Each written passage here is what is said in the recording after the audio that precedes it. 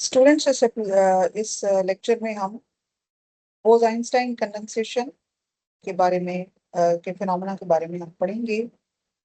बोज-आइंस्टाइन condensation का जो phenomena है ये हमें क्या बताता है और ये कब एग्जिस्ट करता है और इससे क्या मीनिंग हम लेते हैं। This is an application of Bose Einstein distribution which deals with bosons. So the phenomena is known as Bose-Einstein condensation. अच्छा, ये एक क्वांटम मैकेनिकल फिनोमेना है जिसमें बहुत सारे बोसॉन जो होते हैं ना वो एक खास, जब टेम्परेचर बहुत लो होता है तो ये लोएस्ट एनर्जी स्टेट्स ऑक्यूपाई कर लेते हैं।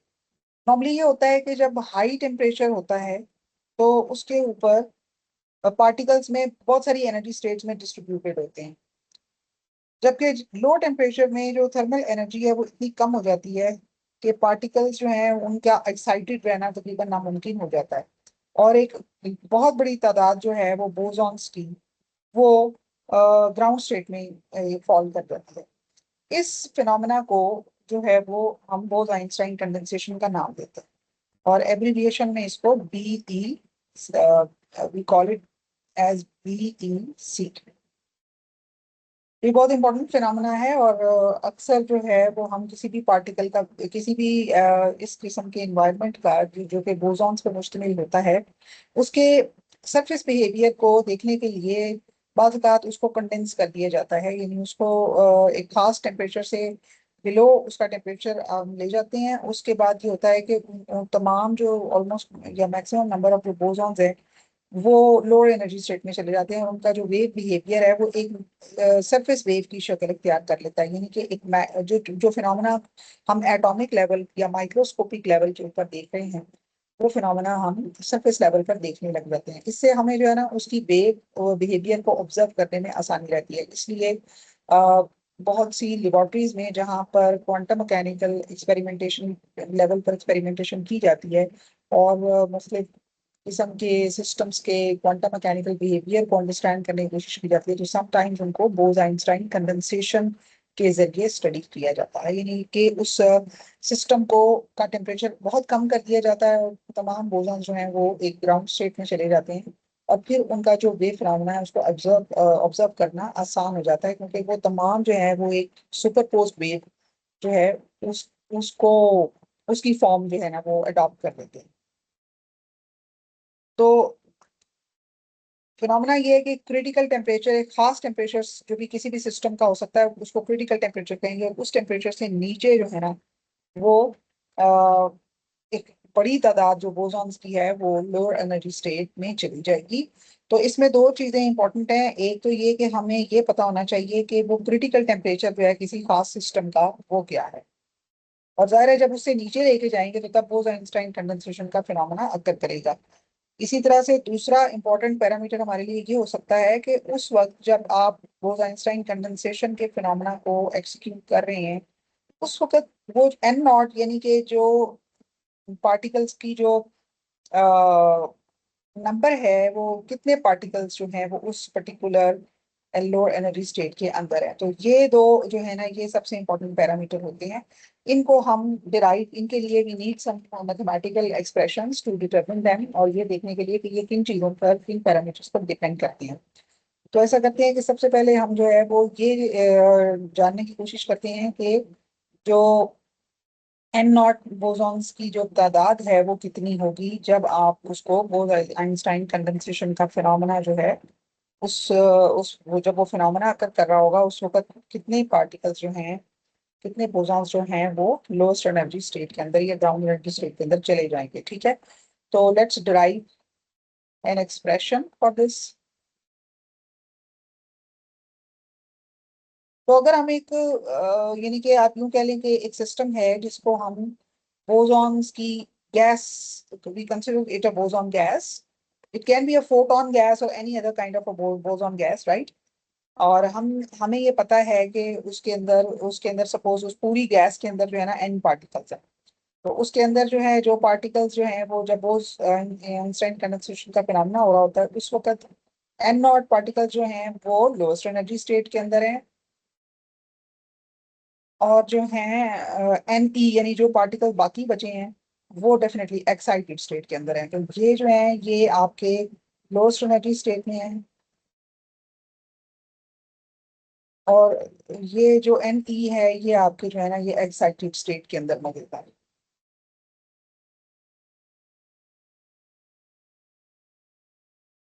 और आप एक ऐसा system of particles bosons consider कर रहे हैं जिसका नाम है बोसॉन गैस। अब ये आपको पता है कि खास एनर्जी स्टेट के अंदर जो पार्टिकल्स की तादाद होती है उसको आप बोस-आइंस्टाइन डिस्ट्रीब्यूशन फंक्शन से कैरेक्टराइज करते हैं। तो आपको पता है कि खास एनर्जी स्टेट के ऊपर जो एवरेज नंबर ऑफ पार्टिकल्स हैं वो बोस-आइंस्टाइन डिस्ट्रीब्यूशन फंक्शन से हम उनको जो है वो कैरेक्टराइज करते हैं, और वो होता है -μ/kT-1। ये फॉर्मूला है बोस आइंस्टाइन डिस्ट्रीब्यूशन फंक्शन का, जो कि आपको क्या बताता है कि कितने पार्टिकल्स एक मखसूस एनर्जी स्टेट में। और यही हम जानना चाहते हैं यहाँ भी, यानी कि ये जो हमारी एक्सप्रेशन है इसके अंदर हम यही जानना चाहते हैं कि एन नॉट जो है वो लोएस्ट एनर्जी स्टेट में कितने होंगे और एन पी जो है वो कितने होंगे। तो हमें डेफिनेटली इस फॉर्मूले की जरूरत पड़ेगी। अब आपको ये पता है कि बोसॉन्स जो होते हैं ना वो किसी वक्त भी कोई भी एनर्जी स्टेट में बहुत सारे बोसॉन्स जो हैं वो फॉल कर सकते हैं।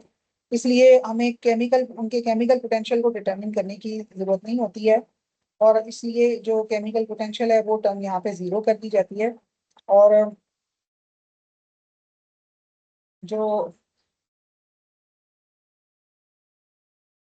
अब इसका जो फॉर्मूला है वो अगर केमिकल पोटेंशियल को जीरो कर दिया जाए तो वो सिर्फ इसके ऊपर डिपेंड करेगा, इस एक्सप्रेशन के ऊपर डिपेंड करेगा। अच्छा, अब हम डेफिनेटली ऐसा करते हैं कि पहले हम एक्साइटेड स्टेट्स की जो कंसंट्रेशन है ना उसको हम फाइंड करने की कोशिश करते हैं कि किस तरीके से एक्साइटेड स्टेट्स यानी कि में कितने बोसॉन्स मौजूद हैं। और ये आपको पता है कि एक्साइटेड स्टेट के अंदर जो बोसॉन्स मौजूद हैं उनको हमने अपने फॉर्मूले में, यानी कि जो हमारी expression n = n0 + n p है उसके अंदर ये वाली वो तादाद है जिसकी हम बात कर रहे हैं। तो ये आपको पता है कि जनरल फार्मूला होता है पार्टिकल्स की कंसंट्रेशन को फाइंड करने का। और वो होता है, आपको पता है कि जीरो से इंफिनिटी तक एनर्जी स्टेट्स हो सकती हैं। उसमें आप डेंसिटी ऑफ स्टेट को जो है ना, ये जनरल फार्मूला है, ये आपका फर्मी ड्रैग डिस्ट्रीब्यूशन फंक्शन के लिए भी होल्ड करता है, बोस आइंस्टाइन डिस्ट्रीब्यूशन फंक्शन के लिए भी होल्ड करता है, और आपने सॉलिड स्टेट फिजिक्स 2 में भी शायद ये फार्मूला पढ़ा हो।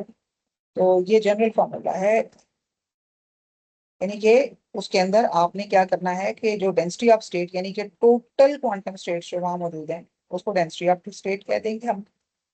और उसके वॉल्यूम को यूनिट वॉल्यूम कह देंगे। तो वो टोटल क्वांटम स्टेट का यूनिट वॉल्यूम उनका नाम हो गया डेंसिटी ऑफ स्टेट, लेकिन असल में वो टोटल ही होती हैं, टोटल टोटल को रिप्रेजेंट करती हैं। ठीक है। तो जी ऑफ ई को हमने क्या करना है कि जो फर्मी डिराक डिस्ट्रीब्यूशन, सॉरी, जो बोस आइंस्टाइन डिस्ट्रीब्यूशन फंक्शन है उसके साथ मल्टीप्लाई कर देना है, और डी ई के ऊपर हमने इंटीग्रेट कर देना है, क्योंकि एनर्जी स्टेट्स का ये फंक्शन है सारा। और एनर्जी स्टेट्स की जो लिमिट हो सकती है ना वो जीरो से इंफिनिटी हो सकती है, यानी कि सबको हम ऐड कर देंगे एक किस्म का इंटीग्रेशन के थ्रू। अब हम डेफिनेटली यहाँ पर फॉर्मूले के अंदर वैल्यूज को पुटअप कर देंगे। जैसे कि हमने जो है वो यहाँ पर जी ऑफ ई लिख दिया, और उसके साथ हमने यहाँ पर जो बोस आइंस्टाइन डिस्ट्रीब्यूशन फंक्शन का जो फॉर्मूला है वो हमने यहाँ पर पुट कर दिया, और डी भी हमने लिख दिया। अब ये जो डेंसिटी ऑफ स्टेट है ये पॉपुलर डेरिवेशन है, मैं यहाँ पर सिर्फ उसका जो है ना एक्सप्रेशन आपके साथ शेयर करूंगी।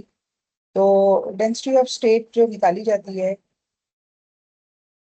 उसका जो एक्सप्रेशन होता है वो होता है 2 पाई वॉल्यूम h³ और 2m, जबकि m जो है वो मास है बोसॉन्स का।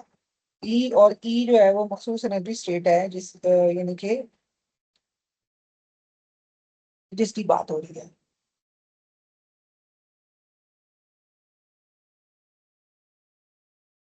तो अब ये हमारे पास जनरलाइज करके फॉर्मूला आ गया। और इस अब हम क्या करेंगे कि ये जो हमारा जो फॉर्मूला है ना इसको हम अगेन अपना जो इंटीग्रेशन वाला फॉर्मूला है इसके अंदर हम उसको पुट कर देंगे। ठीक है। तो इंटीग्रेशन वाले फॉर्मूले में जब इसको पुट करेंगे जो कि ऊपर मैंने अभी लिखा था, तो उसके अंदर ये 2 पाई v/h³ 2m,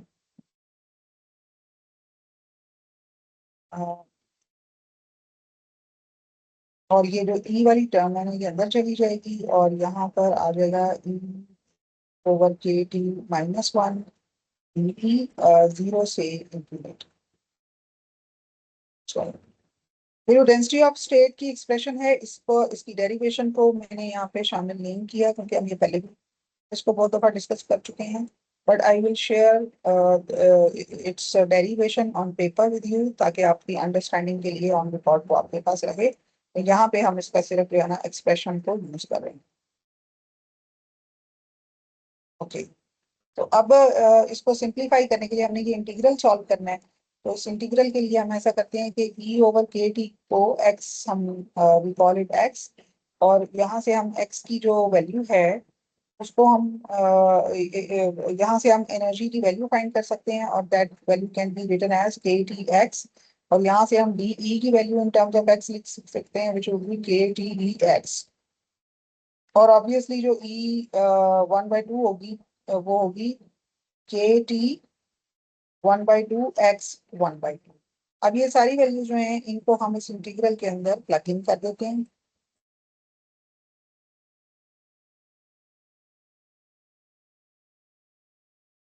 इस इंटीग्रल के अंदर जब हम प्लग इन करेंगे तो हमारी वैल्यूज क्या आ जाएंगी, 2 πv/h³ 2m 3/2, और यहाँ पे ये एक्सप्रेशन हमारा बन जाएगा 0 से इंफिनिटी kt1/2 x 1/2। इसकी वैल्यू हमने पुट कर दी।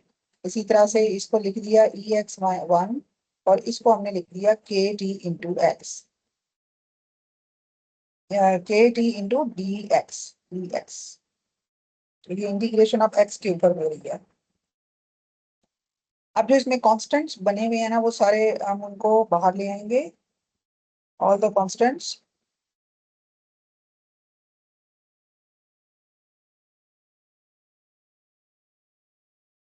ये इसको हम इस तरह से लिख लेंगे, ये हमारे कांस्टेंट हो गए, कांस्टेंट टर्म्स हो गई सारी।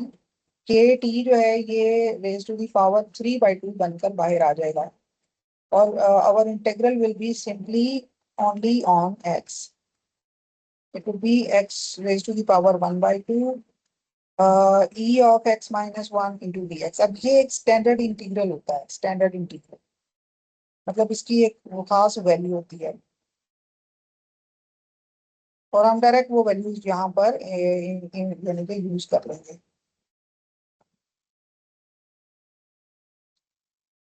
तो अभी हम सिर्फ वो पार्टिकल्स की के जो नंबर है उसको फाइंड कर रहे हैं जो कि एक्साइटेड स्टेट में मौजूद है। अभी जो ग्राउंड स्टेट में है अभी हमने उनको सॉल्व नहीं किया। तो जो है वो 2 πv/h³। अच्छा, ये जो स्टैंडर्ड इंटीग्रल है पहले आप इसको देख लें। ये जो स्टैंडर्ड इंटीग्रल है उसकी क्या होती है वैल्यू लिटरेचर में।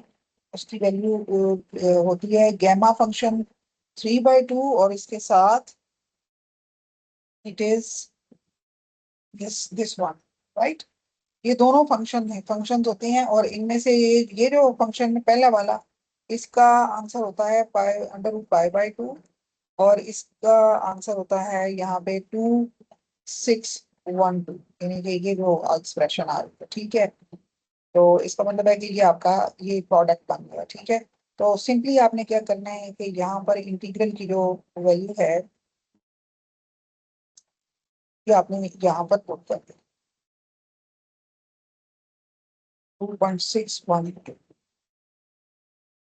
तो ये आपके पास अब आप इसको थोड़ा सा मजीद अगर यानी कि इसे थोड़ा सा सिंप्लीफाई करके इसको अगर आप लिख भी लें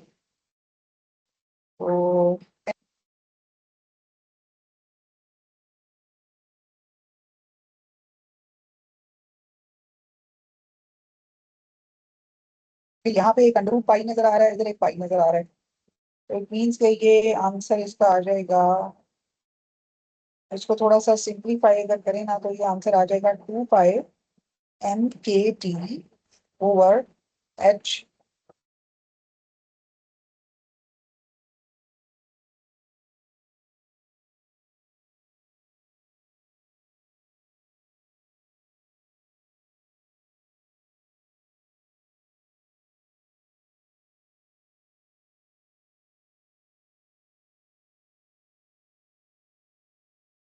एच स्क्वायर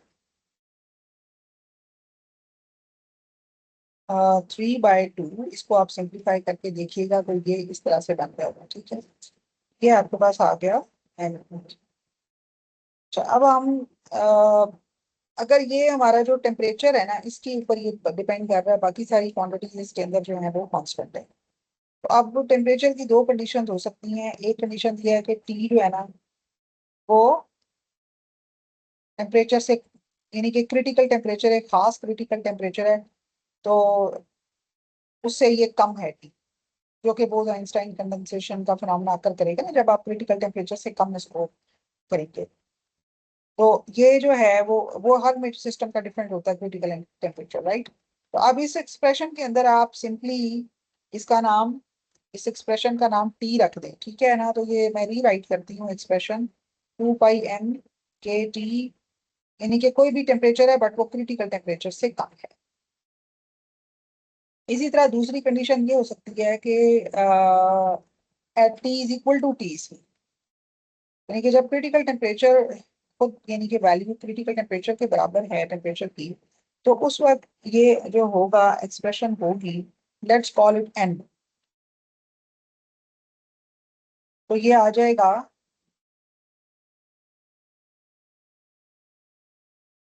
अच्छा यहाँ पे एक वी भी आ रहा है, ये आपने ज़हन में रखना है। ठीक है, इधर वॉल्यूम का एक एक्सप्रेशन आ रही है, वॉल्यूम की टर्म भी आ रही है, तो उसमें आपका आंसर आ जाएगा वी 2 πm के T C over H square 3/2 × 2 6.612। अच्छा, अब हम ऐसा करते हैं कि इन दोनों की रेशो हम निकाल लेते हैं, यानी कि इनको ऊपर रख के डिवाइड कर देते हैं। अब एन जो है ना, ये टोटल नंबर ऑफ पार्टिकल्स हैं जितने सिस्टम में मौजूद हैं, क्योंकि हम शुरू में हमने एक एक्सप्रेशन डिफाइन की थी जो थी N is equal to N naught plus N. हमने एन ही निकाला है और हमने एन निकाला है। हम कह रहे हैं कि एन जो है ना वो टीसी टेम्परेचर के ऊपर ये तमाम पार्टिकल्स की वैल्यू को रिप्रेजेंट कर रहा है, और एन ई जो है वो उस टेम्परेचर को रिप्रेजेंट कर रहा है जो कि आपका टेम्परेचर यानी कि उससे टीसी से नीचे है। ठीक है, तो अब आपके पास जो एक्सप्रेशन, इस एक्सप्रेशन को अगर हम देखें ना, हम इन दोनों वैल्यूज को कर देते हैं डिवाइड, जो भी हमने निकाली है। ठीक है, तो इनको जब हम डिवाइड करते हैं तो हमें इनकी ना आ जाएगी एक दूसरे के साथ इनकी रेशो आ जाएगी, यानी कि टोटल नंबर ऑफ पार्टिकल कितने हैं और जो एक्साइटेड स्टेट में है वो कितने हैं। तो इसको हम लिख लेते हैं टी ओवर टी सी 3/2। ये आप जब इसको डिवाइड करेंगे ना ऊपर ऊपर नीचे रख के, ये देखिए जरा, जब आप इन इन टर्म्स को ऊपर नीचे रखकर डिवाइड करेंगे, ये दोनों टर्म जो थी ये वाली, यानी कि एक आपकी थी, एक टर्म आपकी ये थी, और एक टर्म आपकी जो थी ना वो ये थी। जब आप इनको डिवाइड करेंगे तो ये कांस्टेंट तो इसमें सारे कॉमन है, कांस्टेंट वाली सारी टर्म जो है ना वो यहाँ पे जो है एलिमिनेट हो जाए, कट हो जाएंगी, और आपके पास सिर्फ ये वाली टर्म बचेगी ऊपर नीचे जब आप रखेंगे, टी ओवर टी सी।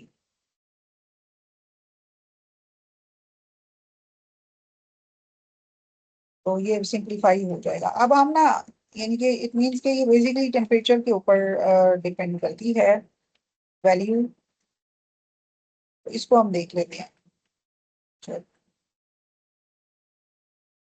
अब हम वापस अपनी एक्सप्रेशन की तरफ जाते हैं। जो हमने लिखी हुई थी वो थी N is equal to N naught, जबकि हमने निकालने हैं एन नॉट, हमने निकालना है।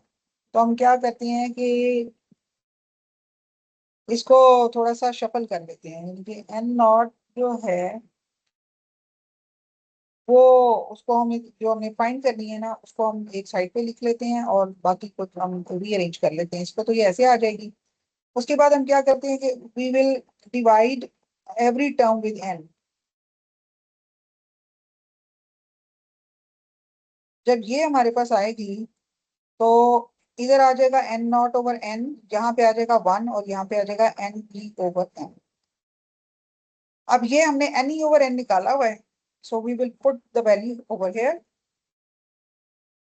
ये हो जाएगी टी ओवर टी सी 3/2, और we will get N naught is equal to N 1 - T over T C 3/2।